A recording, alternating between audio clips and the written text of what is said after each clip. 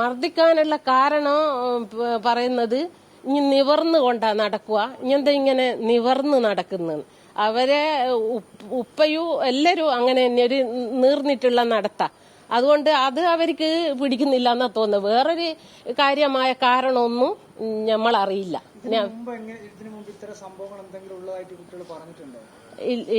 ഇവനോട് എപ്പോഴും ചോദിക്കോ ഇങ്ങനത്തെ ഇങ്ങനെ നിവർന്ന് നടക്കുന്നത്. അയ്യൊരു പ്രശ്നേ പറയുന്ന കേട്ടിട്ടുള്ളൂ. പേടിയുണ്ട്, ഓനിക്ക് ഭയങ്കര പേടിയുണ്ട്. ഓനിപ്പം തന്നെ മാനസികമായിട്ടും ശാരീരികമായിട്ടും തളർന്ന അവസ്ഥയിലാണ് ഉള്ളത്. അപ്പോ അവിടുന്ന് നിസ്കരിക്കാന് കുട്ടികള് ഇറങ്ങി. +2ന്റെ കുട്ടികളും ഉണ്ട്, ഇവരും ഉണ്ട്. +2ന്റെ കുട്ടികള് മുന്നിലാണ് ഉള്ളതെന്ന് എനിക്ക് തോന്നുന്നത്.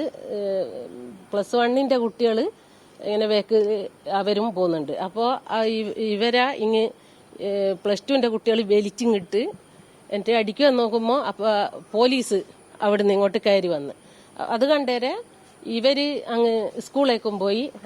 പിന്നെ നമ്മളെ +1ന്റെ കുട്ടികൾ സ്കൂളിലേക്ക് കയറിപ്പോയി.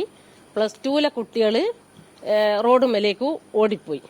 അപ്പോ ഇവര് ഇന്ന് പള്ളി പോന്നില്ല എന്ന് കണക്കാക്കി. ഇനിയാൾ ഇന്ന് നിസ്കരിക്കുന്നില്ല, നമ്മള് ഭക്ഷണം കഴിച്ചിട്ട് ക്ലാസ് പോയിരിക്ക, ഇങ്ങനെ നമ്മളെ കൊള്ള ഇങ്ങനെ വരുന്നുണ്ടല്ലോ എന്നുള്ള കരുതിയിട്ട് അവര് അങ്ങനെ പിന്നെ ക്യാൻറ്റീനിൽ പോയിട്ട് ഭക്ഷണം ഭക്ഷണത്തിൽ വെച്ചിട്ടേ ഉള്ളൂ. അപ്പോഴത്തേക്ക് അതിൽ നിന്നുള്ള ഒരു 10-50 കുട്ടികളുണ്ടെന്നാ പറയുന്നത്. ഒരു കുട്ടി ഇവന്റെ കോളറ പിടിച്ച് ഇങ്ങനെ വലിച്ചിട്ട്, അപ്പോൾ കഴുത്തിനെല്ലാം ചെറിയ നഖം കൊണ്ടുള്ള പോറലുകളെല്ലാം ഉണ്ട്.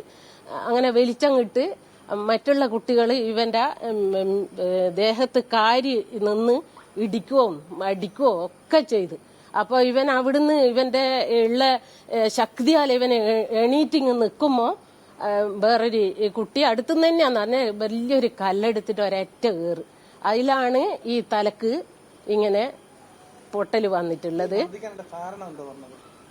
മർദ്ദിക്കാനുള്ള കാരണം പറയുന്നത് ഇനി നിവർന്നു കൊണ്ടാ നടക്കുക. ഇങ്ങനത്തെ ഇങ്ങനെ നിവർന്ന് നടക്കുന്നത് അവരെ ഉപ്പയും എല്ലാരും അങ്ങനെ തന്നെ ഒരു നീർന്നിട്ടുള്ള നടത്ത. അതുകൊണ്ട് അത് അവർക്ക് പിടിക്കുന്നില്ല എന്നാ തോന്നുന്നത്. വേറൊരു കാര്യമായ കാരണമൊന്നും നമ്മളറിയില്ല.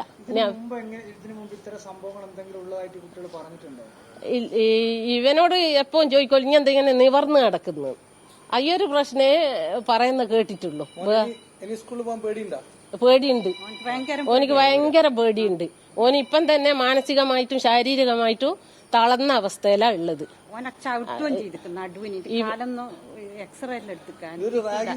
റാഗിങ് തന്നെ, ഫുൾ റാഗിങ് തന്നെയാണ്.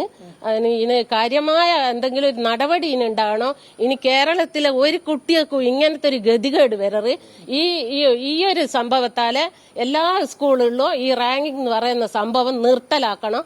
അതിന് വേണ്ട എല്ലാ പിന്നെ നിയമവശവും നമ്മൾ പോകും. അതുപോലെ തന്നെ നിങ്ങളെ ചാനൽ അറിയാം, സപ്പോർട്ട് നമുക്ക് വേണം. അപ്പൊ പോലീസ് പരാതി കൊടുത്തിട്ടുണ്ട്, സ്കൂളും പരാതി കൊടുത്തിട്ടുണ്ട്, അവരും കേസെടുത്തിട്ടുണ്ട്, പോലീസും കേസെടുത്തിട്ടുണ്ട്. വലിയ മുറിവാ അതല്ലേ നിങ്ങൾ കാണുന്നുണ്ടാവുമല്ലോ. സ്റ്റിച്ച് ഉണ്ട്.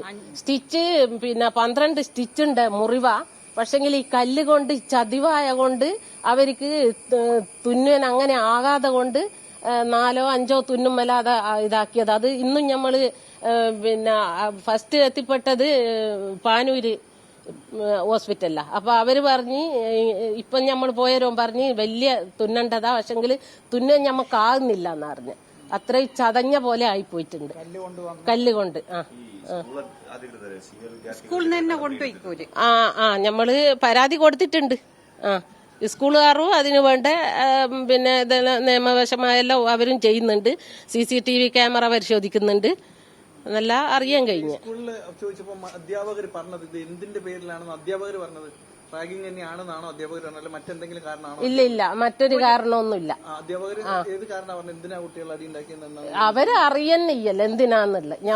ഇല്ല, ഇത് ഇങ്ങനെ രക്തം പാർന്ന് ഇങ്ങനെ എടുത്തോണ്ടുപോകുമ്പോ അവിടെയുള്ള മാഷ തന്നെ പറഞ്ഞു, ഇങ്ങനെ എടുത്തു കൊണ്ടുപോകുമ്പോ പറയുന്നോലും ബീട്രൂട്ട് കലക്കി ഒഴിച്ചിട്ട് പോന്നു. അങ്ങനെ കരുതിക്കൂട്ടി തന്നെയാണ് ഇത്.